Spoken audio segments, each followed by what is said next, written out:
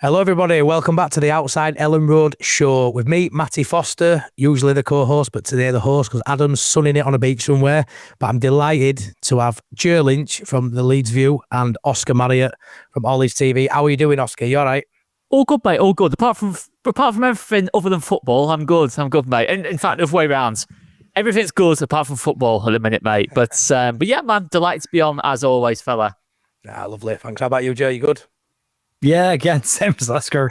Everything else seems to be fine except for football. It gets in the way and ruins your weekend. But yeah, thankfully the game was on Sunday this week, so I didn't ruin the entire weekend. 100%, mate. And just wanted to congratulate you, Joe, on your 2 awards at the Football Creators Awards the other night. Absolutely brilliant. Best Premier League podcast and Best Premier League content creator. That's Premier League for anyone out there. 11, 12 games in. The football might be a little bit higher at times, but look at you go. So really proud of you, mate. So I just want to say well done. Thanks. And well done. And All Leeds TV as well, by the way. Well done to Oscar too. Guys, cheers. For that. Yeah, brilliant. So yeah, we might be doing it at the Content Creator Awards, maybe not on the pitch for Leeds United, but hopefully we can turn it around. But yeah, so let's get into it. So obviously, tough day. Yesterday I went to the game. Again, starting my week off negatively like we have done many weeks this season. The lineup, I want to sort of start there. I was expecting, or hoping, should I say, lads, for wholesale changes. There was one change that I really wanted to happen. I wanted Stroud to come in for BL personally, but I don't think one was enough. You know, I think he needed to change something, whether it was lineup, tactics for me. Something had to change, and I think just the one change for me personally wasn't enough. But I'll start with you, Joe. How did you feel going into the game? Were you confident in that lineup to start with? How did you take it? I like you, wanted more changes. I maybe thought Farke was doing a double bluff during the week when he talked down Dan James and Willie Nunn. I thought maybe he's going to spring a surprise there. He has a tendency to do that when his back is against the wall, and it was very much against the wall going into the game. And then unfortunately we saw the pretty much predictable 11 that he was going to go with. I think BL was the sacrificial lamb from the Nottingham Forest game after getting hooked at the end of that one, and then it was obvious the stroke was going to come in for him. I think the individual players that are getting criticism are probably a symptom of the issue rather than the entire issue itself. But yeah, predictable lineup, and then you're kind of worried what's this going to be like. And then you see the first half performance actually was pretty good. It was very close to Newcastle and Everton, which is what I wanted to see from Leeds. Aggressive on the front foot, marking tight, moving the ball quickly. You're like, okay, maybe there's something here. And then ultimately the failures of the second halves of Leeds this season came back to bite us pretty quickly with the start of the second half again. So it's similar problems, similar weeks, similar football, similar game. Yeah, 100%, Joe. Like I say, same week in, week out. Great first half, especially at Elland Road. And then second half, we just sort of drop 10 yards and invite them on. And ultimately, you need to try and get as close to 90 minutes as you can, especially as a newly promoted side when you haven't got that quality. But yeah, I mean, the lineup, Oscar, I wanted to see a few more changes. I was happy Metcha stayed up top. I know we had a chat the other week, and I think you prefer DCL in that role, but I thought Metcha, especially that first half, justified his selection. I thought he were really good running channels. Offers you something a little bit different to DCL. Still big, physical, but a little bit more pacey. We're getting him behind a little bit, and obviously ultimately he gets a goal as well in that first half. But yeah, what did you think of that first half and that lineup, bud? Yeah, I mean, to start positively, I agree with Joe. I agree the first half I think it was the closest to Everton that we've come. I think it was very similar to Everton, actually, in terms of the general balance, the way the game was going. We were dominating for similar reasons to the Everton game in terms of the press, using the crowd to our advantage, and using the fact that Villa do try and play out the back, and they don't play particularly well out the back. You know, I think obviously Martinez isn't the best with the ball at his feet. A great shot stopper, no question about that. One of the best in the world in that regard. But with his feet, not particularly great. And then across the team, without Onana in midfield as well, they didn't really have that ability to play through us as well. And I think our energy really surprised Villa a little bit. I thought we played on the front foot. Great to see. And yeah, you know, even despite Stack going off early doors, it didn't really ruin our momentum at all. I actually thought we got better when Tanaka came on. So that's very encouraging to see. So start with the positives first and foremost, because this is definitely not going to be all positive. And second half, we just ran out of energy. I think it's as simple as that. I don't like to use like things like the players didn't want it. And I don't think it's a case of that. I just think we literally ran out of energy. I think we just used up. It was effectively a marathon we were running, and we sprinted the first half of it, and then we had no energy for the second half of it, and the substitutions didn't work. But we'll go on to Metcha. I thought Metcha did fine. I think he did a decent job. I think striker this season between Metcha and Dominic Calvert-Lewin, it feels like they are the clear 2 options. It feels like Perot is a long way from being a starter, and not that I think Perot should be anywhere near being a starter at this moment in time, but I think it feels like Metcha versus Calvert-Lewin, and I don't think it'll be clear-cut throughout the season at all. I think it'll be very much as a case of Calvert-Lewin as a case of Metcha. I don't think either will truly have 100% backing from the whole fan base in terms of starting one over the other as such. So I think that'll stay the way it is all season. I do still personally think Metcha is better in a 2 or maybe playing off a Calvert-Lewin, because I think sometimes you saw in that game, Pau Torres especially, I think kind of bullied Metcha at times physically in terms of knocking Metcha off the ball quite easily. But you have to say, what I like about Metcha is the fact that sometimes he drops deep to feet like a number 10. Other times he's kind of running the channels and and both times he's dragging the Villa centre-backs away from goal. Konza, his arms go into areas he doesn't want to go into. Torres especially looks very uncomfortable in those wide areas, and that worked quite well. So I'm not going to criticise Farke for that. I think he was one of the few things I think Farke got right, actually, in terms of going with Metcha for this particular game. I think versus City and teams like that, I think Calvert-Lewin will probably need to come in, because we're not going to have much of the ball. We are going to need physically Calvert-Lewin to do a lot of work, in terms of holding off the likes of, say, a Ruben Diaz or a Van Dijk, etc., etc. Not particularly looking forward to coming up against them, but that's another whole different matter, that one. But the worry for me is that Tanaka came on and made such a big impact. Why didn't he start? We can have our opinions on whether he should have come off or not come off. I personally don't think he should have done, but I can see why he did, with the yellow card, etc., etc. But I have asked the question: why would Tanaka not be starting the game? The only reason we saw Tanaka in this game at all, really, for any sort of meaningful minutes, was because Stack, he obviously got the injury from the goal situation. So I look at it and think, surely, what are we seeing in training at this moment in time for Tanaka not to be starting in this team? The 2 best players from last season, I think most would probably say, or certainly 2 of the best players, Tanaka and Dan James, can't get in the team at this moment in time. And they were 2 players, especially Tanaka, that I think if you asked any Leeds fan to pick a player who will make the step up into the Premier League, I think most probably would have said Tanaka pretty comfortably. Obviously, the other players you can sort of debate, but I think Tanaka was one where probably a consensus he will step up to the Premier League. And I think yesterday, the positive is he looked so good yesterday. I think he looked like the best player on the pitch when he was on the pitch. I think he totally... What he gave us was, even when the second half we were getting overrun, he put his foot on the ball from time to time and just calmed things down a little bit. Did. The intangibles, they're not things you can see in stats as such, but that's what Tanaka gives you that I don't think any other midfielder in the team gives us. And then most teams that are struggling down there, look at the other teams in terms of their midfields. I don't see many profile of midfielders who can do that and just sort of control the game the way Tanaka did. And he's up against good players. I mean, Tielemans, Kamara, that's a good midfield. Tielemans, how many times have they been linked with, say, the so-called Premier League Big Six? So great positives from that regard. But the second half changes of going to a 4-2-3-1, I thought that was an error, albeit we didn't really have any other options. But that was a big problem for me in terms of having one less midfielder in there, especially at 1-1, where the game's sort of in the balance. I felt 1-1 would have been okay yesterday. I just certainly took 1-1. Of course, you want to hold on for a win, but I think that would have been... If we'd held on for 1-1, I think the whole narrative would have been very different. If Lucas Perry has just put his hand out for the second goal, the whole narrative will be different. And that's not to defend Farke. It just shows how the small margins... Every single game this season where it has been on the small margins, Farke in general has fallen on the wrong side of them. And I just think a lot of it is self-inflicted, really. Yeah, I think if Joe Rodon jumps in the wall for the header as well, he blocks it with his leg. Joe Rodon doesn't jump. Rest of the wall gets up. Pascal Stroke's head is level with the ball and it goes straight over top of Joe Rodon's head. I think if he jumps, it doesn't happen either. But of course. Small things. When it comes to that first half, Joe, obviously Daniel Farke has been getting pillars left, right and centre at a minute, and probably rightly so to a degree. But, I mean, what do you put that first half performance up? Do you put it to the fact that we're at Elland Road and there's nowhere to hide and you expect that? Or do you think he got his tactics for that first 45 spot on, and do you credit Farke for that? I think credit, you have to give credit where it's due. I think you should always credit and criticise in equal measure where it's relative. We've seen that first half in Leeds before. We saw it against West Ham at home, battered them in the first half against West Ham. We're fantastic. You go back to the Everton game first half, pretty much the entire game against Everton, we were like that. Newcastle, first half. Again, they're all Elland Road performances as well. So Elland Road definitely has a major impact on that. And it should do. It's your home ground, home form. It's the most familiar environment that you've got. Still a huge amount of players in that side that played in the Championship last year. Whether that's a good thing or a bad thing still remains to be seen. But Yeah, the first half is always there. And again, I think I said to you before we came on, 74% of all of Leeds' goals have come in the first half this season.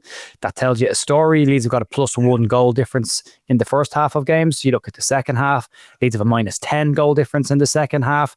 And we don't set up the same way in the second half at all. Concede the bulk of our goals in around that time as well. So there's definitely some form of a tactical shift, or at least a slight instruction detail that's being changed between the two halves. But if you're looking for positives from the game, going through that first half, and we've talked about it for weeks, we talked about it last Thursday when we were all together, but you want to see this Leeds side play to the strengths that it's been recruited to play to, and that's about being aggressive, about being close, being tight, defensive solidity above everything else, move that ball quickly. Leeds have always been at their best under Daniel Farke when they've moved it quickly.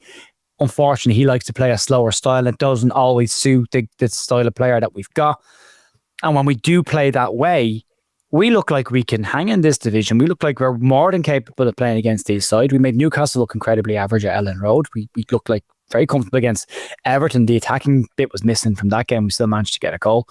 West Ham as well. I thought against West Ham, if we play like this in the second half, we put 3 or 4 past these and we'll easily win this game. But the issue has been when we started the second half of games, within a couple of minutes, you've seen a very different looking Leeds shape. I've just been sitting off just a lot. And it's such fine margins in the Premier League. Like Ethan Ampadu being really tight to Morgan Rogers in the first half meant that every time Rogers got it, he passed it backwards. Great job done. You don't even have to make a tackle. You're just not giving him space to turn or have a look for options in. Same with us pressing their back line as well. When their centre half or their goalkeeper gets it, there's a Leeds player there, which means they can't pick a pass. They have to knock it long, and that plays into Leeds' strengths of big, tall, physical players. We win the second ball and we've got possession again. But when you're that yard or two off them in the second half, these are really good players and a really good side. That half a yard gives them a chance to have a quick turn, have a look and pass the ball into a bit into more dangerous area. And now all of a sudden you're running back towards your goal instead of sending them back towards there. So it's small, fine margins, but it's, Oscar said it there, we sprinted a marathon in the first half, but there's possibly a question around the conditioning of the team then as well, because they look knackered on 60 minutes. And we've talked again a couple of times this season about going, this Leeds team looks tired at times. And we've been told by Daniel that the running stats of this team are very high and that they're very fit and that they've focused on fitness in pre-season. But we seem to be running out of steam in games pretty early, like 55, 60 minutes. Even Unai Emery in his post-match talked about the fact that he thought Leeds were tiring at one point. Now, Farke said they weren't, but he said that they were. And he made changes at halftime to try and exploit that. And those changes pretty much kicked in straight away at Malin getting an assist. So we're reactive to things. You know, they've got a manager who at halftime was going, this isn't going the way I want it to go. I need to change something, changes it. Then he changes it again. 15 minutes later, brings on 2 more players. And then Leeds make their changes. By which stage you're 2-0 or 2-1 down at that point. And you're like, this probably should have been done in 60 minutes. You know, but we got the 70-minute substitution again. And I think it's the patterns, the negative patterns that are causing Daniel Farke to get the stick that he's getting right now. There are positives in the first half, but they've got to be carried out for 90 minutes because football is not a 45-minute game. It's a 90-minute game. And unless Leeds can do that for 2 halves, and again, Leeds recruited to be defensively solid this year. We're conceding 2 goals on average per game. We've changed the goalkeeper. Darlow was conceding 2 a game. Changed back, put Perry back in goal, conceding 2 a game. Pascal Stoke was the problem, conceding 2 a game. BL comes in, concede 2 a game. BL comes out, Stoke goes back in, concede 2 a game. So there is a systematic problem there and a pattern that is repeating itself week after week that's not being addressed. Yes, we are conceding a lot of goals down the left-hand side of the pitch, but they're pullbacks. And there's an awful lot of free players running into Leeds' box unmarked. Okafor leaves the first one goal, but I think it's Rogers who scores. I think he runs past Longstaff and Ampadu, and then Bogle all of a sudden runs and tries to latch onto him at the last minute, and he can't get there, and it goes in the corner. So, yeah, positive in the first half, but it's a 90-minute game, Matty. Yeah, 100%, mate. I mean, if there were a league table for first 45 minutes, we'd be in Europe, probably, wouldn't we? But obviously, the most goals in the first 15 minutes of any team in the Premier League. It's mad. Wow. So, you know, great out the blocks, but like you say, we fade as the game goes on. But watching from the stands, watching Unai Emery on sideline, that first half, rattled is a word I think you used on yours, Jordan. Rattled is what the Villa players were. Rattled is what Unai Emery were. You know, the amount of yellow cards in that game, we'll touch on Tanaka properly a little bit later, but yeah, I was surprised there wasn't a red card in that. It was a very feisty affair. I loved it as a fan, you know, especially that first half. Stand up, be counted, like you say, every time they got the ball, they had the back to us a lot, and we were in the back, and we were letting them know we were there.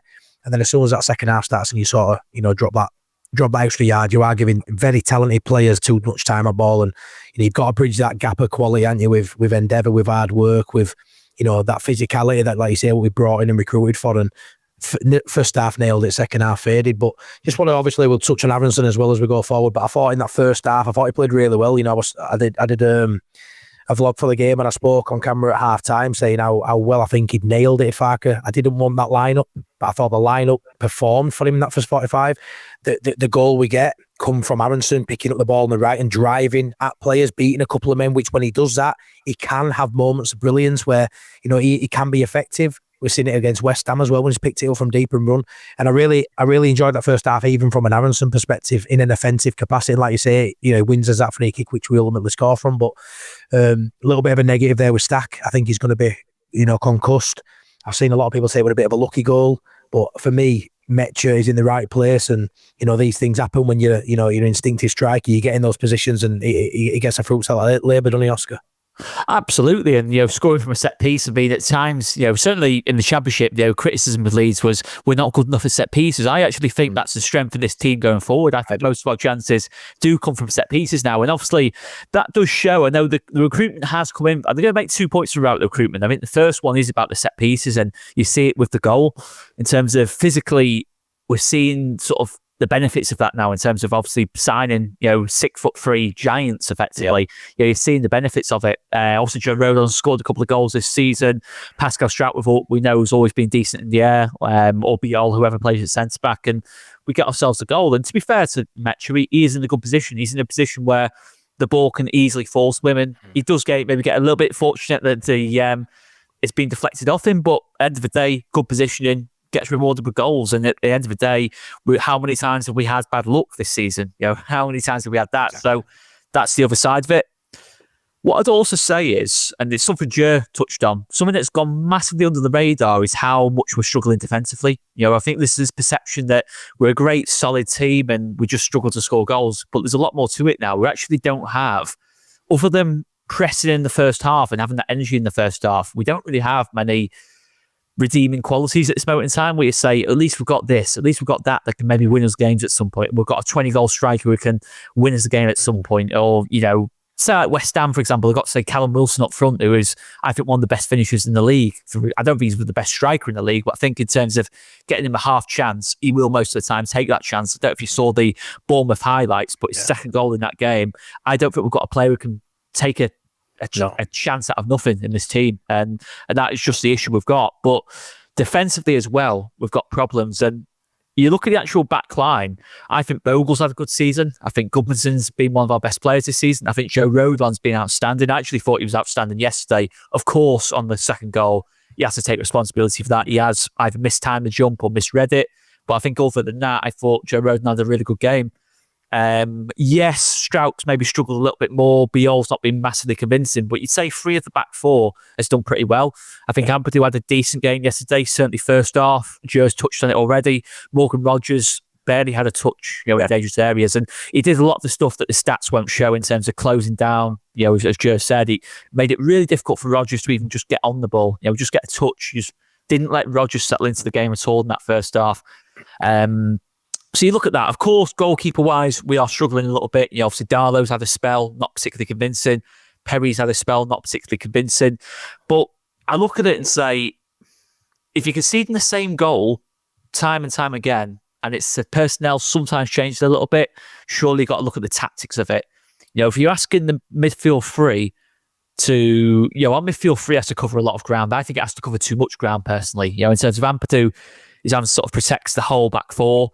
Longstaff and Stack, you want to press high up the pitch, but then you want to trap runners at the other end of the pitch. I think we said it last time I was on. Yeah. The box-to-box midfielders, but they never get anywhere near either box because of the system. Because they've got to cover so much ground to get from one end of the pitch to the other. It's like, I think they actually suit the roles. I think Longstaff is a really good box-to-box player, but because of the way we play, they can't get up and down quick enough kind of thing. It's the same with the fullbacks, Very often you see Bogle and Gudmundsson sometimes get caught out of position for that split second. Say like Minter in the 3-0 game. Yeah. I don't think Villa really took advantage of it yesterday. And you can't say it's down to the individuals. You can't say it's down to the Gudmundsson not being good enough, because Gudmundsson has played really well. Gudmundsson was fantastic at times yesterday. So you've got to look at it and say, tactically, something's got to change. Either, we need to be a little bit less reliance on the press, or, conserve energy a little bit better. Maybe even drop to a 4-2-3-1. So Ampadu has a little bit of help next to him, when the cutbacks are made and late runs are made around him, etc., etc. It feels like something needs to change, or, in that kind of sense, it just feels like if you're conceding the same goals, and we come to Man City on Saturday. You've got Ryan Shirky, you've got Phil Foden, you've got Jeremy Doku, you've got... Give me a few more days, Oscar, you've before... got Reinders, who all are going to benefit. How many times do Man City score from that type of goal? Yeah. So that late cutback, Reinders makes a late run, Bernardo Silva might make a late run. Pretty much their whole team is capable of attacking the box. Guardiola scored a few goals doing that. So it feels to me, until we sort that side of things out, it's all well and good talking about, going forwards, but if we don't get the basics, the foundations, because you are not going to stay in this league if you concede 2 goals a game. That is basically back to where we were under Marsh and where we were in the very late, time under Bielsa as well. Conceding 2 a game is just not sustainable in that kind of sense. And we can talk about, obviously, recruitment in terms of, Farke didn't get this player, Farke didn't get that player. But Farke has always said he was pretty happy with the defence. So, it's all well and good. So if he has got Pike Show, if we have got Rodrigo Muniz, we're still conceding 2 a game. He's still relying on those players to get a goal or assist every single game just to get us a draw. So for me, the excuse is there. I do think it's a bit of both. I think it's a bit of everything at this moment in time. I think some individual players are not playing particularly well. I think the effort's there. They're not down tools or anything like that. Won't question that for 1 minute. The effort's there, no question about it. Just sometimes, composure in certain scenarios. I think obviously Farke himself, we can see the same goal. We can see so many goals. We're dropping off physically in the second half of games, and the board as well for not getting the first choice in some key areas. I just think it's a combination of things. Obviously, the easiest change of the lot, we know what the easiest change of the lot is for the board, but fundamentally, not to defend Farke too much unless the other 2 things change. We're going to be hitting this cycle again very soon in the season. I think the only thing you can sort of say with that is if we'd have brought in better quality, maybe that 45 minutes when we're on top, we could get a goal, a couple of goals in front. That's the only sort of way I look at it, because I don't think when we are on top in games, we're putting enough chances away to ultimately give us that chance. 100%. It needs to happen. I would say one thing though, and let's just take a step back to the Championship last year. It's not like we didn't see a drop off in second half in games last year or the year before. That was still a trait of Daniel Farke's side. And in those divisions, he had substantially better players than anybody else in that league. He had the best squad in the division. We had the most expensive wage bill. We were the Manchester City of the Championship last season. And there were plenty of games where Leeds went in 2-0 up at half-time and came out in the second half and sat back for the entire 45 minutes. We criticised them an awful lot, more so the first half of the season last year than the second half. But there's a familiar pattern to that's been there throughout the length of time under Daniel Farke. There's a lot of good things that he has done as well. I don't want to get completely on his case. The players are culpable as well to do the basics of their job well, of tracking runners and staying with their marker. They've got to do that. And the board are very culpable as well. They've got big decisions to make, but they've also patted themselves on the back and said they had a great summer, and it's proved to probably not be as great a summer as they thought they had. So, maybe celebrated a little bit too early, made some, not to say empty promises, but maybe said an awful lot of stuff where we're talking now looks a little bit cheap. So there's culpability across the board here, but there are equal patterns to what Daniel Farke did last year, what's happening this season. The difference is this year we don't have the quality on the pitch to go and score 3 or 4 goals against the opposition we're playing against this year, where last year we did.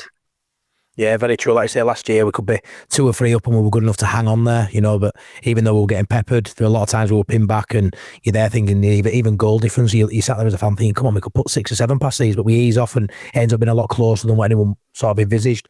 So going into that second half, Joe, obviously they make some changes. Tactical, I think they go 2 up top, 2 really good players come on. I mean, their bench, the golfing quality is massive, bringing Barkley on, and they brought in so many good players.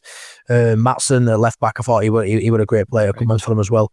But there was a story or a rumour going around that Farke wasn't actually at the dugout when they came on. I mean, how much do you lean into that as, we know he doesn't change much anyway until the 70th minute, but is he an argument to say if he'd have been on the pitch and seen the change, you maybe could have tactically said, because it would obviously were 2 up top and 2 minutes in, that second player up top next to Watkins, it creates a chance and they scored a goal from it. So what do you take on that sort of scenario?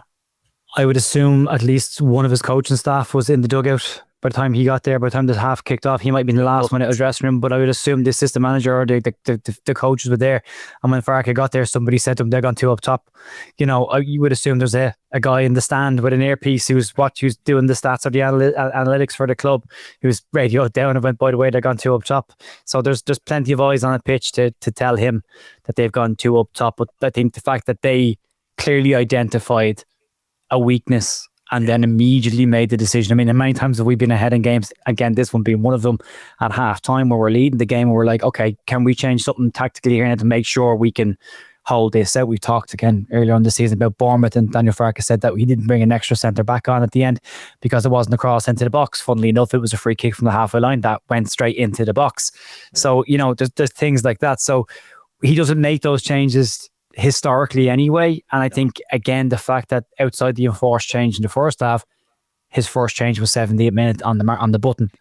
And that's been there again for 3 seasons where it's 70 minutes, sub-o'clock, here come the boys, you know, they're at warm-up at 60 minutes.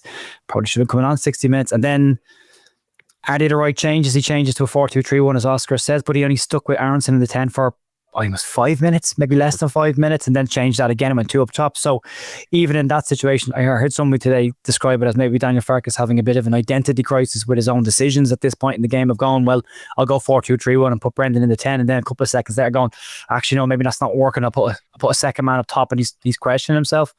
And if he is, it would be the first time he's done that. He backs himself quite heavily, and he should. Most managers should very much believe in their tactics and what they're trying to do. But I think there's evidence right now, and there's a fair chunk of it at this point, to say that you might have got away with the 70-minute substitutions in the Championship, but you're playing against, as you've said, a gulf in class of the type of players. Villa have how many more seasons over us in the Premier League with that money, building that squad year after year after year. We've had one crack at this one season. We've had to deal with 2 years in the Championship for PSR as well. So you can't spend that money. But the entire recruitment model, and this is where the recruitment team deserve the finger pointed at them, and where the ownership deserves a finger pointed, is the entire spend was said to be on making Leeds defensively solid so that at least we can get points in games, get a point from games. Yeah. And if you look at it, first 2 games, fantastic. Very defensively solid. Both those games didn't look like we were going to concede a goal at all. And then as the season's gone on, we've gone more and more back to the way we played football last year. We've moved away from that defensive structure. We've gone a little bit more open. We've got kind of 4-3-3 with a single striker up top, no 10 supporting them, and 2 wingers glued to this touchline. So there's just so much space then. Yep. We're playing in front of a pretty narrow 3-man midfield that we're getting done around the edges of. They're not tracking their runners. I think Ethan Ampadu has been guilty probably in 4 games in a row of having a runner go straight past the back of him and run into the penalty area and score. Sean Longstaff the same. You know, they've both got strong assets that they bring to the pitch. Ethan Ampadu in the first half was phenomenal, absolutely phenomenal. When he's like that, he's a hell of a player. Sean Longstaff, as Oscar said, box to box can be a real asset for you as well. But they keep switching off at important moments, and we keep seeing players. And if you're setting up to play against Leeds United, now you're get to the end line, pull it back. Yeah. Let's go back 3 years. What was the biggest criticism of Jesse Marsh's style? If you get to the end line and pull it back, you'll score against Leeds. And here we are again with a different manager, different style, different players. Similar issue. There needs to be changes in that. There needs to be a bit more, maybe Leeds need to be a little bit more unpredictable coming into the second half of games. And when we do get to half time, maybe Farke needs to go, great, that block of 45 is done. We've done excellent. Well done. Second half, this game is going to be different. They're going to change. I'm going to change to us now. We're going to go 3 at the back. We're going to put an extra man in front of us. We're going to try and be a bit more stronger in defence and make the decision before they decide to go 3 up top, 2 up top, or change their entire left-hand side and then be like, oh no, they've scored twice now. We need to change it. You know, maybe he needs to just look at a different way. It's easy for me to sit here and say that. It's easy for all of us to sit here and say that. But I think he needs to start looking at this game a little bit differently, because the way he's been approaching it so far this season, as the season's gone on and there's more data for clubs to analyse to how to play against Leeds, it's gotten easier to score against Leeds United. And we're, again, as we keep saying, we're just shipping far too many goals to stay in the division. Yeah, no, I agree, mate. I think we're all in agreement that we've got good enough players to stay in the division. We're seeing it in, moments, like I say, first half mainly. It's just trying to get that for as close to a 90-minute performance as you can. And like I say, I think systematically something has to change. Farke has to change if he remains in the role. I mean, his in-game management or lack of in-game management is probably is the biggest thing to highlight. Going on to the subs, I mean, I think we always talk about when you lose the fan base, when you lose the stadium, you're on your way out. I wouldn't say he's fully lost that, but there were murmurs, there were a few chants, not many. There were a minority still. But I mean, when 36,000 fans are singing "Make a sub" on 60 minutes, that was a little bit of a sign there that this is sort of turning a little bit. Everyone can see it in the world watching this game, and you can't, which is a little bit worrying. But the sub of, I want to go back on to Tanaka. So obviously he'd been booked, and I know that's what he used Oscar to sort of say in the media. That's why he took him off. I think the fourth official had a word in his ear, said he'd have been coming off, he'd been getting sent off with one more. But there were a few other players, I think Bogle, Ampadu, there were a few others on yellow, towing the line as well. Maybe not as much as Tanaka, but in my opinion, which might be a bit of a daft way of looking at it, I'd rather got a message out there to tell him to stand up, stand his man, don't dive in, be a little bit more sensible. Surely as a professional footballer, he can do that. I don't like how, for me, he's shown a lack of trust in Tanaka, which I think he warranted and earned the right to stay on that pitch, being, the game. They're not game changing because we were playing okay before the game on, but he felt very much the game changing moment taking him off, in my opinion. So for me, I think that should have been the message from Farke, and I think he showed a little bit of a lack of bottle there, by not keeping him on and trusting him to do the right things, because it changed a lot when he went off Tanaka. I think we lost that impetus in midfield, and that. Yeah, for me, that was star man of that game for me, going off the pitch, which I didn't want to see. Yeah, I mean, I think you can criticise Farke in two ways for that. I think, first of all, why Tanaka wasn't starting the game, because you have to think what would have happened as Stack stayed on. How would that have played out? Interestingly, I mean, for me, I think Tanaka might have just got the last 5 minutes, 5-10 minutes like he normally would, and who knows, maybe it would have been 1-1, 2-1 up or whatever. We don't know that, but I do question that after Tanaka shows a performance like that, why he's been so in and out of the team so far this season. And the second thing is, of all the players in this Leeds team who I would trust to, in that situation, to not get themselves booked, I would say Tanaka's up there in terms of the intelligence he's got, in terms of his reading of the game. Just standing with his man, whether it's a case of even just pushing Tanaka a little bit further up the pitch, dropping Sean Longstaff in and just getting Sean Longstaff and Ampadu in a 2 and just going from there. It'd be a 4-2-3-1 on paper, but a 4-3-3 still in reality. There's a lot of different ways we could have gone about that in that kind of sense for me. And I think the worst one was the one we did. I don't want to fully criticise Daniel Farke, because it was a situation where one foul, one miss, one slip even potentially could have got Tanaka sent off. But I personally would have trusted Tanaka in that situation. I think you sort of set a dangerous precedent as well, because if you've got other players, say against Man City, for example, there's a good chance we'll pick up a couple of yellow cards there. Say, for example, Ethan Ampadu picks up a yellow card on Phil Foden, and Phil Foden keeps trying to take on Ethan Ampadu. What would Daniel Farke do then? What message does he set? That's another slight thing to worry about. So there's a few things to break down with that decision. And I just felt with that, it just felt inevitable that game was going to go away from us. I felt at 1-1, it felt like it was sort of turning away from us. And Jers already alluded to, it was very similar to Jesse Marsh in terms of conceding the same goal again. A pullback, a very good finish of Morgan Rogers as well. It just felt like the same kind of thing happening again in the second half. Much less tempo to it than the first half, not having the right subs and not timing the subs right to do it. And another thing as well is Dan James coming on. I thought Dan James did well when he came off the bench. Very, very unlucky that we didn't get this 2-2 at that point from Dan James' point of view. Very unlucky from DCL's point of view as well, really. It's just one of those things. But you just saw, it's not even if that hadn't have led to anything, I'd have still probably brought it up tonight, because of the fact that Joe Rodon and Bogle, every single time they picked the ball up in that right-hand side, they had that option of Dan James. Every single time they had that option of Dan James. And it just felt to me, our left side, I think, has been good all season. I think Goodmanson and Okafor have got a nice little understanding, and Tanaka sort of dropped in and it linked up really nicely. I think the right-hand side have been struggling for that fluidity pretty much all season. And I just felt with Bogle, we know how well Bogle and James combine last season, certainly second half of last season. I think that was ultimately the difference maker for us in the second half of the season, in terms of James and Bogle at key times, just combining really, really well, suiting each other's game. And even Joe Rodon having the options play out long pass onto Dan James. And maybe with that, you look at someone like a Lucas Perry, for example, who is massively struggling with the distribution side of things. If he's got the option to kick it long to Dominic Calvert-Lewin either wins the header or distracts the defender, and then you might get a second bounce or he might get the flick on into Dan James. It just feels to me like if you're going to play a 4-3-3, play to the strengths of the system. With Dominic Calvert-Lewin, you've got legs and pace around him in terms of James and Okafor. Let's utilise that a little bit more. Or Mecha, whoever it is in that centre forward spot. It just feels to me, as much as the squad is not complete, and I think 17th would have all said at the start of the season would have been a very good season for this Leeds team. I still think that is the case. You've got to get the most out of this squad, because you look at the league table, you look at the situation we're in. 1-1 yesterday would have been absolutely fine.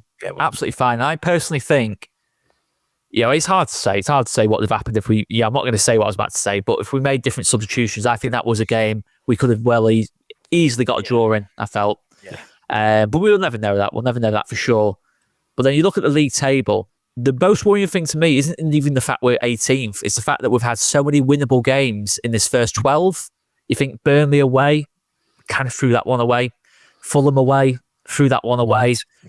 Bournemouth at home. Bournemouth at home as well. There's so many of these games where, say for example, Fulham and Bournemouth, we played well in those games. We did deserve, a lot more in those games. But if the same thing keeps happening, it's just going to start adding up. And that is what has happened now, where suddenly we find ourselves 18th, and we're going to be in the next couple of games where it's going to be a lot less competitive. And it is hard at this moment in time. I think it is just a case of getting through these next 4 with as little damage as possible. I think has to be the priority. I agree. Just so that when it comes to, the next 3, I meant the next 3 there. When it comes to Brentford away, of Palace at home, which are still very difficult games, by the way, because those games are getting spoken about like winnable games, and they are winnable, but my word, we are going to have to be on it in them games to win. We will absolutely have to be better than what we've been at times this season. So we have to go into them with at least something looking decent. It's like, as a fan base, we've sort of like come to the realisation that we're probably not going to get much in the next 3, Oscar. And then we try as a fan base to sort of look at it and go, how do we get us ducks in a row for Brentford and Palace? But it's the Premier League. Speaking to Joe before we came on, Brentford, we all tipped them to struggle this season, doing brilliant. Look at Crystal Palace on the day, can beat anybody and have beaten anybody. So, these points, they're few and far between. And obviously going to Villa, obviously before games, speaking to people in Peacock, having a chin wagon, it felt like, obviously it's a pressure situation. We're just outside bottom 3 and now we're in there, but it felt like there wasn't much pressure as a fan going to the game because I didn't expect much. But what we wanted was Farke to change and do bits. And the problem, I think, what I've taken out of this game, the main thing I've took out is everything we wanted Farke to sort of change, it didn't change. So that was the most disappointing thing for me as a fan. I expected to lose a game. I was actually really pleased. It was 2-1. We were in the game right till when you got a game, you still want to be cheering for your team at 95th, 96th minute, hoping and praying you've got a chance to get something. And that was the case. But obviously, the in-game management, the lineup, the drop off in the second half, the relying on Aronson too long when you think he probably needs to come off a little bit earlier. There were all the things you wanted him not to do, he still did. And I think because we didn't get the result off the back of it, that's why he's getting a lot more pelters, I think, today than he probably has done. Whereas if he makes, 3 or 4 changes to that side and we don't drop off, but we still lose. Say we lose 3-0. We may have been beat 3-0, but come out of it with more credit than we have playing well. And that's how I sort of look at it, Joe. That's what I took away from it more than anything. Sure. There's a squad there that can be freshened up. We don't have to keep making changes to change the game. We can make changes with that squad now to keep it fresh, so they're not getting tired. So, and again, I know Brendan Aronson's getting a bit of stick, but we know what Brendan Aronson is about. We know he's about hard work and running, and his defensive numbers are very good, and we don't concede goals on that side of the pitch, and it's all very positive. But if he is getting a bit tired, and he will get tired, as will Okafor, as will Mecha up front, as will Longstaff in the middle of the park, because you're asking them to do so much running around the place. They're going to get tired at some point. And if you want the 100% battery still on the pitch and not 25% battery, then you should be looking at your bench, which is a Daniel Farke bench at this stage. He's had 3 summers to build this squad now that he's got. And you look at the right-hand side and you go, right, well, do you know what? 55 minutes, maybe we look at freshening this up with similar types of players. Right, Brendan can come off, on goes Dan James on the right-hand side. That gives us more legs there, keeps that side fresh, keeps us having an attacking threat. As Oscar said, him and Bogle have got a very good relationship with each other. They know each other, so you're not losing anything defensively there. And Dan James' numbers defensively last season were very, very strong. So You got that as well. Lucas Metch at DCL are pretty much a like-for-like replacement. I think Metch has probably got a bit more pace about him, but outside of that, pretty similar players. So you freshen that one up on 55, 60 minutes and you go like-for-like there. Same on the left. Willie Nanto comes on for Okafor and you've got someone who'll run at players and have a go at them, and you can do that. And then maybe it's an Ilya Groove. I know he's not everyone's favourite player, but if you want to be more defensive-minded in the middle and have someone just to tackle and break up things, you slot him in there and you take out a Longstaff, or you bring a Tanaka on if he's available, but you've got like-for-like changes. One of your fullbacks is getting tired, you bring on a James Justin. That's what you bought him for, So you do have like-for-like players that can freshen the side up and still keep the same momentum that you have built up in that first half and what you're doing. So it doesn't have to always be about, well, I have to wait till the game needs changing to bring a sub on. It can be, well, no, I want this team to continue in the way they're playing right now. So to do that, I'm just going to freshen the players up with similar types of players with fresher legs now at this point. And there's nothing wrong with that. And it's probably the most pragmatic thing to be able to do is let's just keep this momentum where it is. You look at the next couple of games, and I'm looking at Fulham as the other team we have to catch. I'm not even looking at West Ham and Forest now. Fulham have got Spurs and Man City in the next two games. So even if we don't pick up points in the next two, we're still only 3 points behind them. So there's still a chance of catching them coming out of that.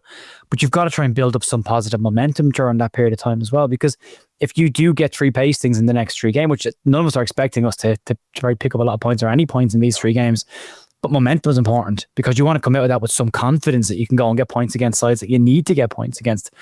But if you've been downtrodden so much over those 3 games, and maybe you don't have that momentum coming out of it, and then the quote unquote easier fixture becomes a really tough fixture because Crystal Palace are 5th in the Premier League.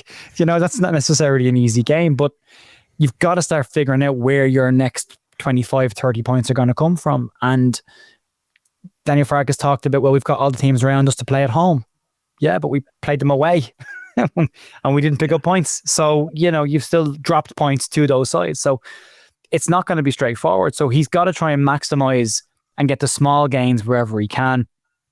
And for me, that's looking at the bench and looking at the starting 11 and going, where can we freshen this up and where can we change things? And maybe Oscar's already touched on it, maybe start picking the team based on who you're playing. Maybe start going horses for courses. Maybe certain sides you start with a 3 at the back. Maybe some you go with a 10, some you don't. But you can't pick the exact same system, the exact same players week in, week out, week in, week out, and then be at the end of the game. We worked really hard, but I'm surprised we lost that game because nobody else is going to be surprised because it's the same thing over and over again, and you're just asking them to do it better. And maybe the quality isn't there to do it better, so you've got to find a different way to play. Yeah, no, I fully agree with that, mate. And I think the bar's been set quite low this season, in terms of goals and objectives. He keeps talking about 6 more wins. That'd be 9 wins for the season. We take 17th. Obviously, we take 17th as a fan. The bar's very low at the minute as a fan. Very subdued atmosphere yesterday. A lot of people already saying 12 games in that we're probably going to go down, which, let's be fair, if we don't go down, it's going to be tight. I understand why people are saying it. But I feel like the bar's been set a little bit too low for me, and it's one of those where it's set that low that if you just miss out, you're relegated. 9 wins, really, playing for a draw. We need 6 more wins and a few draws. I'm not too sure that'd be enough, to be fair, Daniel. I don't think 9 wins is enough, in my opinion. What's that, 27? Then for me, you're gonna have to draw another 13 games, yeah. And you look at it as well, Burnley and Wolves, a bit like last season, you saw that sort of 17th spot is consistently sort of around that 40 points now. I think obviously in the years we were in the league, from obviously 2020 to 2023, 40 points was seen as, you won't need 40 points, it'll only be the mid-30s. But now, because you've got, like, say, Wolves, who look so poor at this moment in time, Burnley are starting to sort of drop into that kind of territory as well. And some would even say we are starting to drop into that territory as well a little bit. Teams just get taking points off the likes of Wolves now. There is a 6-pointer now over the season, and all of a sudden that's looking like 40 points. And you almost sort of say that I wouldn't even worry too much about the league at this moment in time because you kind of have a rough idea of what we need to do. There's a lot of gaps appearing all over the place. Like, say, for example, City are 7 points off Arsenal. I still think City can win the league and all that lot. I think it's all about this moment in time. I think it's only in terms of where you get to January, February, where you really look at that league table. I think right now it's getting the basics right. Are we fundamentally a team that can go on a run of form to move ourselves up the table? And I ask the question and I say no, to be honest, because I don't think there's enough in there to there's not enough sustainable things in this Leeds team, to win enough games over 90 minutes of football. We don't keep things tight enough at the back. First bit of the season, as Joe mentioned before, pre-Bournemouth, we were keeping it down to ones and zeros. We always gave ourselves a chance. Apart from Arsenal, we were competitive in every single game.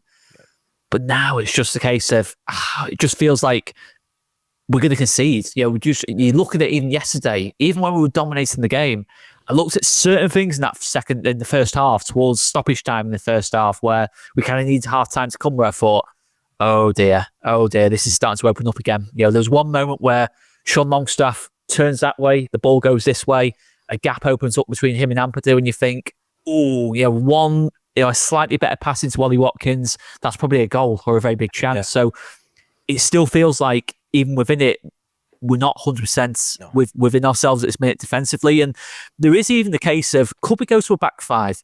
Ethan Ampadu, for example, could he drop into the middle of a back three? I think so. Or something like that. It helps our build-up play a little bit. The fact that you've got Ampadu as like the first receiver, that's very American, isn't it? As the, but you know what I mean? Bit deeper, controlling things. You've more than him though, Oscar. If you think about this, and it's not something that needs to be trained. Jakubia plays in the centre of back three for Slovenia, and he was man of the match during their international break playing there. Joe Rodon plays on the right of a 3-man defence for Wales. Ethan Ampadu plays in a 3-man defence. Pascal Stroke can play in a 3. Your 2 full-back become bomb-on wing-backs now, and you get probably the best out of them. And we signed both. You don't have to go wing-back. Yep. Correct. Yep. You don't have to even go with 2 up top. You can put Okafor in behind one of the strikers, and then you can still have that 3-man in the midfield that you want to have. So it kind of feels like we're built for that, but not playing it. Do you think, lads, honestly, we've been a newly promoted side, being currently sat in 18th, you can stay up when fundamentally you don't actually know if you're playing the right system to suit the players you've got. We don't actually know if we're playing the right goalkeeper, the right centre-half partnership. Like, he doesn't know after 12 games and a pre-season, with a lot of these players already in, who our number one keeper is. Let's be fair, he may say it's Perry, but we ain't sure as a fan base. We don't know if the formation's right. We don't know if the personnel's right. Who's your best free in midfield? Who's your best centre-half partnership for Rodon if he stays as a 4? That's worrying after 12 games when we're 18th, after having an easy-ish fixture list to start with. That's a concern. Not many teams in our predicament now would not know who their number 1 is, who their number 6 is, or that worries me as a fan, that I actually don't think he knows.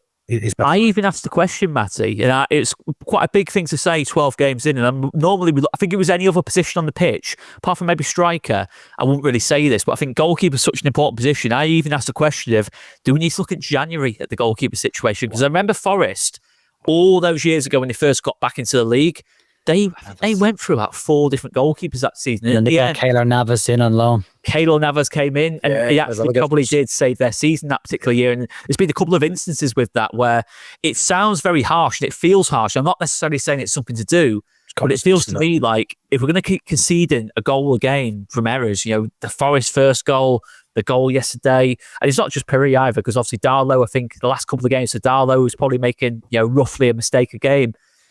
It's a worry to me, and I think it's such a key position where I don't think you can afford to mess about and be patient. You kind of see last season we were top of the table, and the only real talking point for much of last season throughout all 46 games was Elan Meslier, and as soon as Darlow came in, we sealed the promotion. So goalkeeper is such a key position where I kind of be saying, if you're not 100% sure on your goalkeeper, and you've got a January window approaching in little over a month's time, and if things aren't improving in that time, I think it might be time to be a little bit ruthless there. And I never thought of that.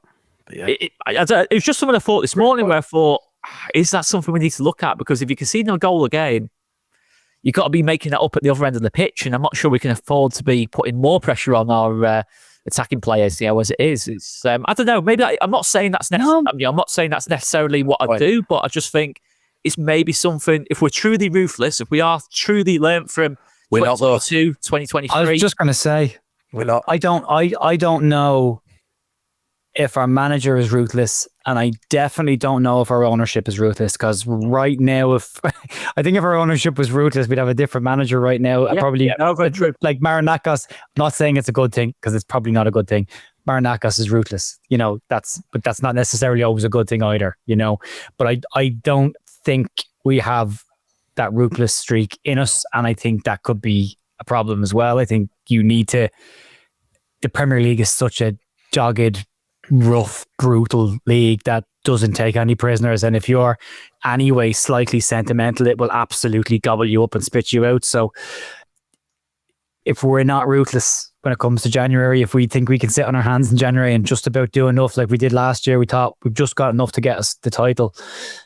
We did. And they maybe got away with it a little bit. They'll say they didn't. But when you look at how confident they were coming out of the summer transfer window and how that has now panned out so far, I don't know if the ruthless streak is there. I would love to see a ruthless streak. And I know it's you are then potentially saying, well, some of your favourites might not be in the squad. Some of your favourites might get sold. But if, I keep pointing it out, this badge stays in the Premier League, that's the most important thing, isn't it? But I think if we had a ruthless manager, there'd be a lot more players out of that squad right now than already are. I think we'd see more than one change per game. I think we'd see systematic changes. I don't think that's there either. No, I agree, mate. I mean, could you imagine being a fly on the wall for Daniel Farke knocking on Parag's door and going, that keeper we signed for 15 million quid? I'm not too sure he's the one. And Parag's like, are you joking me? You stuck with Millie for long enough last season. You can stick him a little bit longer. I've just paid 15 million quid for him. But it's a great point, to be fair. And it's something I've been thinking today. When you start looking at the players we've brought in, who either aren't making a great impact, and also the ones that aren't playing. I know it's a squad, and I know there's been quite a lot of stuff thrown at the James Justin signing, not him personally, but I think there will be a moment where he'll become a valuable member of the squad, because I think if you have a bunch of games where a Bogle or Goodmanson's out and it's 4 or 5 games, you feel a lot more comfortable than a Byram or maybe a young kid playing. So I think he will show value. But I think when you add up the transfer fees of a Justin, who will only play if he's an injury, may add, or now who may not kick a ball all season, if Piol and Perry were to lose a position in the side, which could happen, there's every chance now that Strauch stays in. It's a lot of money we've spent on potentially not much output this season, which it's all about the short term for me right now for Leeds United. It's about staying up this year. Not bothered about 2 or 3 years down the line right now. It's about this season, the next few months. It seems like we've dropped the ball a little bit potentially. I know it's a little bit early, Oscar. I feel like you were saying there with keeper, it's a little bit early. It feels... Oh, yeah. But it's just a thought. It's one of those where, if a keeper comes available on loan, for example, I'd be like kind of thinking, maybe that is an option at some point, because there is a lot of football between now and January as well, so things can change a lot. It might be a case of, I still think Paris, I think we're seeing the worst version of Paris at the minute. I don't think he's a bad goalkeeper. I think I've seen enough. I'm not going to pretend I've seen loads of Leon, but in terms of the footage I saw when we went to sign Paris, I thought, wow, this kid looks like an amazing keeper. But what I spotted about Paris, and I think what his main problem is that he seems to me to be a goalkeeper. He almost like preempts shots kind of thing. He always kind of like, you kind of see him his footwork. Like, say with the free kick yesterday, he was so convinced that Rodgers was going to pull it one side of the goal. He almost just doesn't like react in time. His foot, well, he reacts, but his feet are so planted to go one way. It's just like, I don't know. It felt like that with the Bukayo Saka goal as well. In terms of where, does he look light and nimble? Does he? He looks quite rooted. That's it. He's a big guy. He's a big guy. But if you look at what was said about him, I mean, Fonseca, his manager, Leon, obviously knew him better than we did. And there was a lot of very positive things said about him. And again, last week, even his agent said there was a couple of very big sides in Italy looking to sign him, and he almost signed for one of them before he came to us. Fonseca described him as one of the best goalkeepers in world football last year. And that was last season. So there is an element of trying to adjust to the Premier League. You're gone from Lyon in France as a Brazilian goalkeeper to playing in West Yorkshire. There's an adjustment. There is an adjustment there, and it's a little bit chillier as well, that you have to try and deal with that as a man from a warm weather country. But there's an adjustment there. And then you've got a defence that's not really settled in front of you. Like, there isn't a defensive partnership there that was there, say, the second half of last season when Ampadu and Rode on. It's Piol then Stroke, it's Piol then Stroke. There's not that partnerships haven't been worked in front of him. And again, there's a lot of free shots being hit at him, and that's something he needs to do better. I mean, the free kick, he is rooted, and I saw the angle of the free kick from the stands, and people are like, what's he at? Because you can see it, but from that angle, you can see the ball, the wall, and the keeper. Yep. From Perry's angle, he can see the Leeds wall and the Aston Villa wall in front of him. Now, he needs to position that wall where there's a gap so he can see. And he doesn't. And that's a fault. And then Joe Rodon doesn't jump in time with the rest of the wall, despite the fact they put the draft excluder across the bottom. He doesn't jump up. And the ball goes, the one place it can go is right there over the top of his head, and it goes there, and he doesn't see it. But again, that doesn't mean he's not culpable in it. He is, because he needs to be able to see that ball leaving the Rodgers' foot, and clearly he doesn't see it be kicked.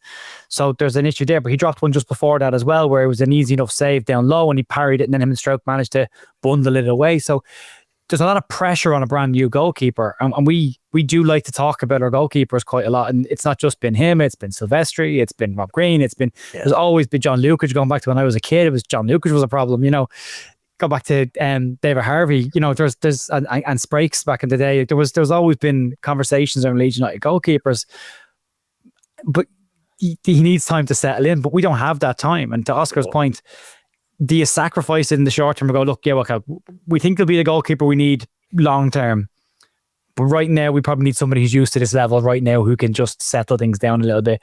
And again, last year, I don't think it's necessarily Carl Darlow, because during international break, Carl Darlow did fall over and give a guy an empty goal to shoot into. So not that it's a deliberate thing, but these keepers are not the top keepers. Carl Darlow's had cracks at the Premier League before and then moved on for better goalkeepers. So there's, again, history there. So Leeds might need to look at that and make sure they get the right kind of person in, but they need calming influences down the spine of that team. And right now, when we don't have the ball in defensive situations, we look a bit panicky. I think that's where the ball watching comes from as well, because you're so worried with conceding the goal. Let's get to the ball, get to the ball, get to the ball. And then all these experienced sides are just like, yeah, we hold our shape and we trot into the bounty here and we'll get on the end of decent. And ultimately they do eventually. So there's huge decisions to be made in January. Massive decisions. I mean, that includes the current squad of players have gone, well, right, Daniel, who are we not using here? They have to go. If we're not using them, we have to go. I mean, the saving grace might be if we do go down, we didn't sell any of our championship squad from last season. So we'll have that squad next season, I suppose, if we do go down. But they're going to have to do something. They can't now say we've maxed out on PSR for the year. You're going to have to find money from somewhere, lads, or this is going to be really, really, really tight. I fully agree with that, mate. I think it's more about trying to stay in touching distance of the sides above us, slightly above us. And like I say, we've been going 56 minutes now. I love talking to you too. But to sort of wrap it up, I'd love to know what's a successful return in the next 3 games? Performance and 0 points, is that acceptable? Because that's where I'm a glass half full kind of guy, lads, but I tend to think it's going to be hard to get anything out of these 3. Chelsea in the middle is the one I look at. Under lights at Elland Road, can we get somewhere potentially? But the likelihood is we don't get anything from these games, lads. I think the way I look at it is, I think Liverpool can be got at the minute. I genuinely do believe that. I think if we start that game well, I'm thinking of the likes of, say, Isak, Verts and that lot, Elland Road under the lights, atmospheres there, like what a waste of money. I won't chant the exact chance that will get chatted in that game, but, we know what it'll be like. Liverpool are under so much pressure at this moment in time. They've effectively lost this league title now. They've that far off. Yeah. There's 2 teams now ahead of them. It's not just chasing one team. They'll be in a very weird headspace when that game comes around, even if they do win the next 2 before it. So I think Liverpool can be got at. I also think Chelsea potentially can be got at. Yeah. They will rotate. Maresca this season has been heavily criticised for his rotation, and when he does rotate, we've kind of seen quite a bit this season that they haven't had the same impacts. Sunderland winning at Stamford Bridge this season, Brighton winning at Stamford Bridge this season. Okay, I know they're not the much better teams than us at this moment in time, but it shows Chelsea there are weaknesses there when they do rotate things around a little bit. Especially when, say, a Reece James comes out for Malo Gusto or someone like that. Defensively, Malo Gusto, someone like Okafor can get out a lot more. So, they'll still cause us problems because they've got brilliant players. The thought of Esteval, coming up against our problems on that left-hand side is not something I'm particularly looking forward to be honest. But but there is. I mean, Man City for me is even if they're in the most positive mood possible, I can't get particularly excited for Man City. Although Erling Haaland does have a habit for massively wasting chances against us. Well, for whatever reason that is, that game at the last time we went to the Etihad, I can't believe some of the chances that Erling Haaland missed in that game. So whether he just maybe takes a bit of pity on us at times. Yeah, maybe. It's not like they've got say 10 other world class players as well as Erling Haaland or anything like that. Or not. But yeah, I think Man City. That's not going to be a nice. That's not going to be a nice one next Saturday. I think that's just a case of be as competitive for as long as we can. Hope that the crowd gets a bit nervy because Man City do have to win that game on Saturday. To stay in touch with Arsenal. We have to remember that. If we do somehow score first, that could get a little bit nervy. But I do look at Chelsea and Liverpool. Well, I think we've got to aim to get at least something from one of them 2 games. Even if it's just a point from them 3, it can look very different to 3 absolute hammerings. So I'd like to think a point, maybe 3 points if we have a very, very, very good day. But I don't think we can afford to lose the next 3 and just settle for that. I think we've got to be, at the very least, very competitive. And I think if we are very competitive, I do think Chelsea and Liverpool, we might just get a chance to take a point in one of them. Yeah. I'll be very brief, Matty. Performance, yes. Keep the scoreline down. And if we can nick 2 or 3 points as like draws in the next couple of games, fantastic. Brilliant. Right. Before we go, I want a one-word answer, and you won't like it, Joe. In your opinion, do you advocate for a change as of now? Yeah. Oscar? Yeah. Brilliant. Great show, lads. Absolutely delighted you both joined me. Thank you so much, Joe. Please go over to the Leeds View and check Joe's channel out. He's the best in the business. Top guy. And please check out Oscar at Halves TV. And we will have you guys on again on the Outside Elland Road show. And yeah, thank you so much. Please like, please subscribe. And take care, everybody. Thank you. Yeah.